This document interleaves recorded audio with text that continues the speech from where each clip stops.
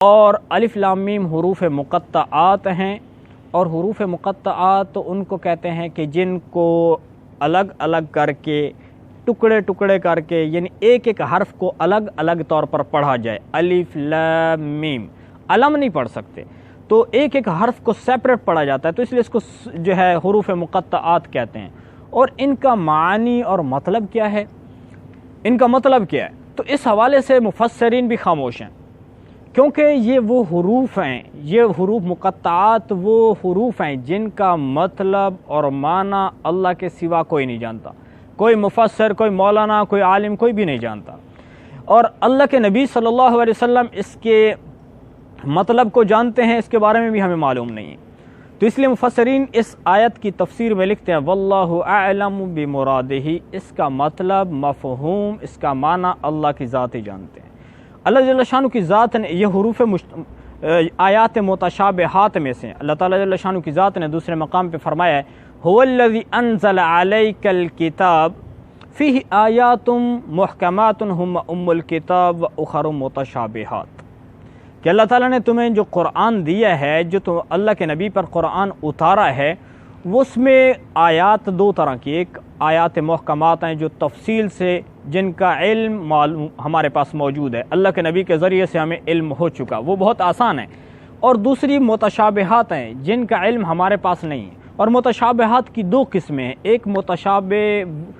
آیات وہ ہیں کہ جن کا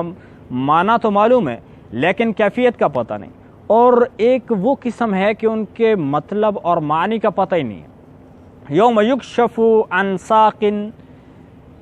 کہ جس دن اللہ جل شانہ کی ذات اپنی پنڈلی کو ظاہر فرمائیں گے، وَيُدْعَوْنَ إِلَى السُّجُودِ، اور لوگوں کو سجدہ کی طرف بلائیں گے۔ تو اللہ جل شانہ کی ذات نے قرآن کے اندر اپنی پنڈلی کا ذکر فرمایا ہے، ہاتھ کا ذکر فرمایا ہے، الرحمن علی العرش استویٰ، اللہ تعالیٰ عرش پہ مستوی ہے۔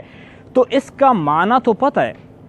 کہ ساق اور ید کیا ہوتا ہے، اور اللہ عرش پہ مستوی ہیں، کسی چیز کے اوپر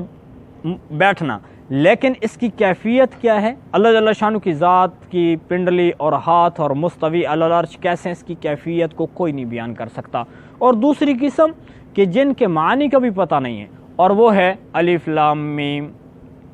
یہ حروف مقطعات ہیں جن کا معنی بھی اللہ کی ذات کے سوا کوئی نہیں جانتا۔ اور یہ ایسا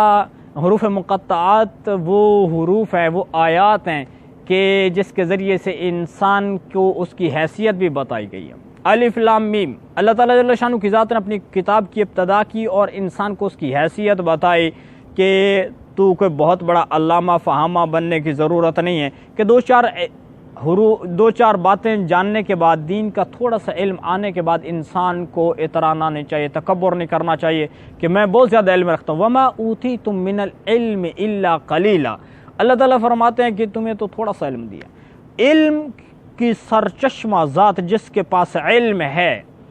جس کے علم کی کوئی انتہا نہیں، وہ صرف اور صرف ایک ذات ہے، وہ رب العالمین کی ذات ہے۔ اللہ کے سوا کسی کے پاس اتنا علم نہیں ہے، اللہ ہی سب کو علم دینے والے ہیں۔ الف لام میم، اللہ نے عجز کر دیا کہ ایسی خوبصورت کتاب ہے کہ یہ جو علم میں نے قرآن میں بیان کیا ہے، جتنا میں کسی کو چاہوں دوں۔ یہ نہیں ہے کہ چند آیات کا ترجمہ جاننے سے یا تھوڑا سا علم آنے کے بعد انسان سمجھے میں بہت بڑا علامہ بن گیا ہوں، تو الف لام میم کے ذریعے سے اس کو اس کی حیثیت بھی بتائی گئی ہے۔ اور جو تکبر ہے، سم ٹائم تکبر جو ہے وہ نیکی کی وجہ سے ہوتا ہے، اور کبھی تکبر مال دولت اور حسن کی وجہ سے ہوتا ہے۔ تو تکبر چاہے جس بھی قسم کا ہو خطرناک ہے۔ من تواضع للہ رفعہ اللہ، اللہ کو عاجزی پسند ہے، جو عاجزی اختیار کرتا ہے اللہ اس کو بلندی دیتے ہیں۔ من تکبر للہ وضعہ اللہ، اور جو تکبر کرتا ہے اللہ جل شانہ کی ذات اس کو دنیا کے اندر بھی ذلیل کر دیتے ہیں۔